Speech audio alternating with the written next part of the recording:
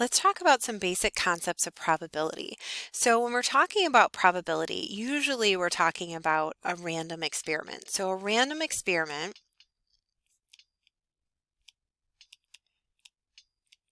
is a mechanism that produces a definite outcome that cannot be predicted with certainty. An example of a random experiment like this might be flipping a coin. So that's an experiment that produces a definite outcome. So either a heads is going to land up or a tails, but we cannot predict the results with certainty. It's either going to be one or the other. We never know what's going to be flipped until we flip it. And the sample space associated with that experiment is just the set of all possible outcomes. Because when we're finding probability of events, it's helpful to find the sample space first so that we can look at all the different types of possible outcomes. So for example, for flipping a coin, we could, and I'm going to use a curly bracket because when we write out sample spaces, we use curly brackets. And I'd say the sample space for flipping a coin would be H, comma, T, which means heads, comma, tails. So this is how you would write out the sample space for flipping one coin. And you could write it out in words too, HEADS, or you could abbreviate. And so that's the sample space for flipping a coin. An event is just a subset of a sample space. So for example, heads, that's an event, or flipping tails, that's an event. And it's one of those events is going to occur on a particular trial of the experiment. So for example, you might, and comes in handy when you're asking probability questions. So for example, what's the probability of flipping a head, or what's the probability of flipping a tail? So theoretical probability, if we say E to be the set of outcomes of some experiment, then the probability of an outcome in E is a number P between 0 and 1 that just measures the likelihood that that element occurs on a single trial. So for example, let's just think of this flipping a coin example. If you have two choices, you can either flip heads or tails, the theoretical probability of flipping a head is going to be a number between 0 and 1. 0 means there's no chance of it happening. 1 represents 100% chance of it happening. In this case, the probability of flipping a head is going to be 1/2 because there are two possibilities and one of them is a head. So the probability of flipping a head is 1/2, or we could say 0.5, or we could also say 50%. And one way that we could write this, as it says in this paragraph, is that we can denote it using this notation P, parentheses, and then whatever the event is. So an abbreviation might be, what's the probability of flipping a head? And we'd write it like this, P parenthesis H, and you would say probability of flipping a head is 1/2 is how you would write it. In our course, for theoretical probability, we'll only consider experiments where each outcome is equally likely to occur. Okay, and so this box below, this just goes over the probability formula for an event, and I already just used this formula when I calculated the probability of 1/2. And so let's kind of go through this. So basically, all you have to do if you want to find the probability is you have to take the number of outcomes for the event. So meaning, like, if I wanted to find the probability of flipping a head, I look in the sample space and I see, well, how many heads are there? Well, there's only one, and the bottom, the denominator, represents the number of outcomes in the entire sample space. So that's like the total possibilities. You could think of the bottom or the denominator like that.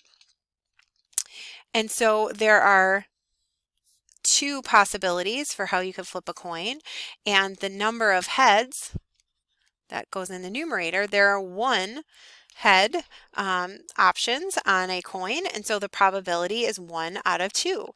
And what we can do, let me just zoom back out so we can see the percent chance part.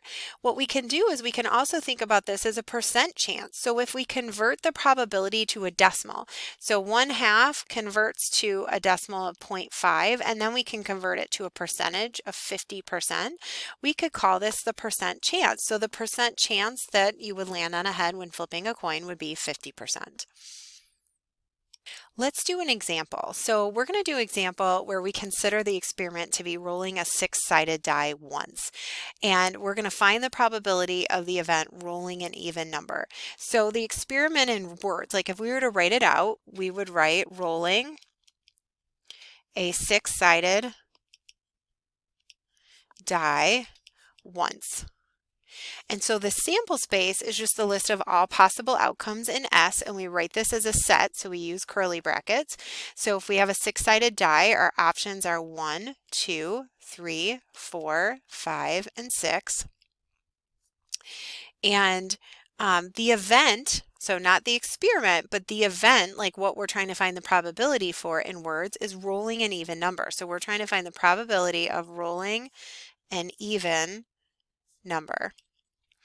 The subset of the sample space that represents this event, so that would be all of the even numbers, would be 2, 4, and 6. So 2, 4, and 6 are all the even numbers. And so we can recall from set theory, the notation for n parentheses S just means the number of elements in S, or in this case, the number of outcomes in S. And so S is our sample space. So there are 6 different outcomes in our sample space, and there are 3 even numbers, so 3 numbers or outcomes in E. Therefore, if we want to find the probability, we just do 3 divided by 6. And I could just write this out even further. So this is the number of even numbers, and this is the total outcomes in the sample space. So 3 out of 6. And then we can reduce that by dividing both of these by 3, and we end up getting 1/2. If you want on your TI 34 and 30, if you use the fraction button, you can punch in 3 divided by 6 in case you have difficulty reducing by hand. You can use this calculator to reduce, and you can just hit the simplify button and hit enter, and you're going to keep doing it until you see the factor of 1. Now notice when I did it a second time, I didn't get any other result, but it's always good practice just to keep hitting that button until you see a factor of 1. This just means that it divided it until it divided by a common factor, and in this case the only other common factor is 1. So you know that you're getting it to the lowest term. So 1/2 would be the answer to that problem. Okay, so let's look at theoretical probability example 2. So we're going to look at the same experiment, rolling a 6-sided die once. So A, list the sample space S for this experiment. So the sample space is the same as what we were working with before. So we have a 1, 2, 3, 4, 5, or a 6. So those are the possibilities. Identify n sub s, so that just means how many elements are in there. So there are 6 different possibilities for rolling a 6-sided die. Find the probability of rolling a 2. Well, a 2 is one of those outcomes, so we can say 1 out of 6.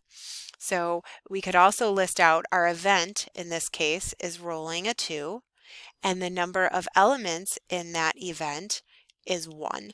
This is the way that you can, using set notation, to write out basically that there is 1 outcome that represents rolling a 2 and 6 total. So the answer is 1/6. For C, what's the probability of rolling a number less than 5? And so we can just identify, well, how many numbers are there less than 5?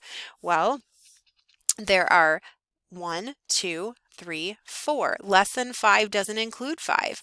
So there are 4 outcomes that represent numbers less than 5, and there are 6 total outcomes. So the bottom represents the total in the sample space, and 4 represents the number of numbers less than 5. Okay, and then we can reduce this by dividing both of these by 2. And if we do that, we end up getting 2/3. Okay, and so then I'm just going to go ahead and erase those red lines because we've got a new problem now. So what's the probability of rolling a 3 or an even number? So my denominator is still 6 because remember that's the total possibilities, and a 3 or an even, let's go ahead and count. So I'm going to go through and I'm going to count, okay, every single time we have a 3 or an even number. So this is even, this is 3, this is even, this is neither, so I don't count it, this is even. So I counted all of my even or 3s and I end up getting 4. And so that also amounts to 4 out of 6. And so just like we had before, that reduces to 2/3. Probability of rolling a 7. So, and let me go ahead and erase these guys here. So I've got my same total, so there are 6 possibilities, and I look and see, well, how many of them are a 7? 0, none of them. So it's totally possible to have a probability of 0 out of something. And if we divide 0 by anything, you just get 0. So there is a 0 possibility or probability that you're going to roll a 7 on a 6-sided die. And then lastly, so what's the probability of rolling a number greater than 0? So out of 6, let's go ahead and count. How many of these represent an outcome greater than 0? Well, 1 is greater than 0, so is 2, so is 3, so is 4, so is 5, so is 6. So all of them are greater than 0. So 6 out of 6, or 1 if we reduce, is the probability of rolling a number greater than 0. And then remember, we talked about how we could express this as a percent chance. With any of these, you can find the decimal and then move the decimal 2 spots right. If we do that with 1, the decimal is here. You can just move it 2 spots to the right or multiply by 100. So the number 1 as a probability just represents a 100% chance of it happening, which we know there's a 100% chance that you're going to roll a number greater than 0 on a 6-sided die. For theoretical probability example 3, we're going to look at the experiment of tossing 2 coins. Okay, so let's start by listing out the sample space and then we'll identify how many elements are in that sample space. So if we flip a coin, if we flip 2 coins, what could happen? Well, we could get a head and a head, we could get a head and a tail, we could get a tail and a head, or we could get 2 tails. So the number of elements in S, which is what this notation represents, is 4. There are 4 elements in the sample space. So when we're asked to find the probability, right off the bat, you can make a fraction and just put a 4 on the bottom.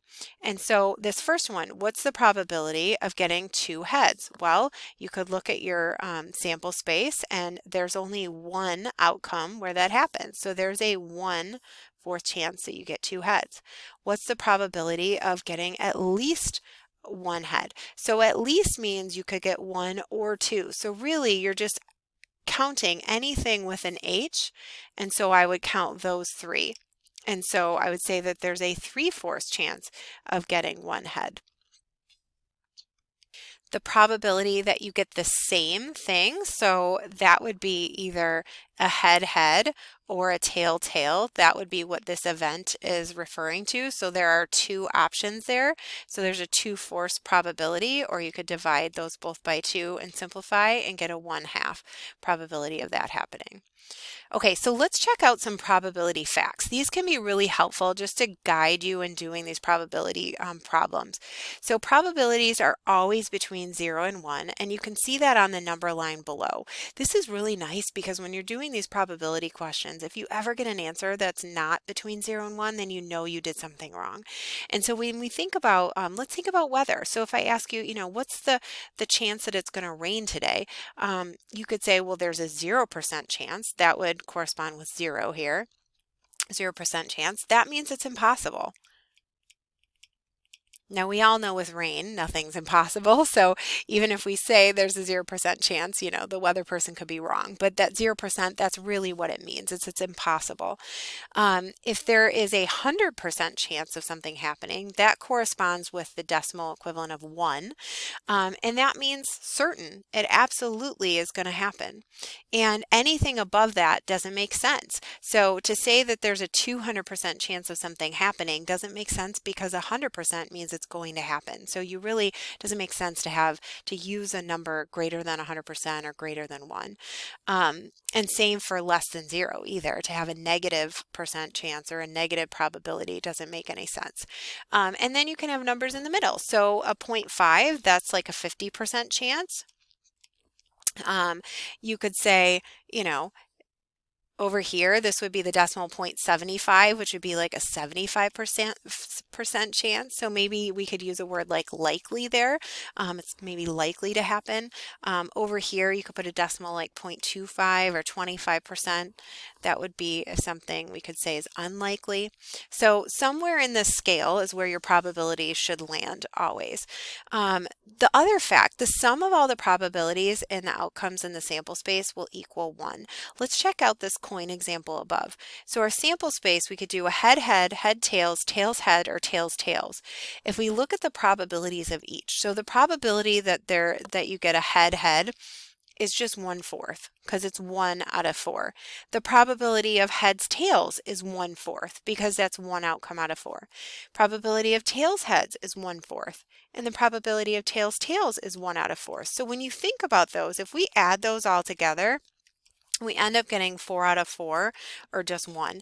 And that's all this is saying, is that the probabilities in the sample space are always going to equal 1.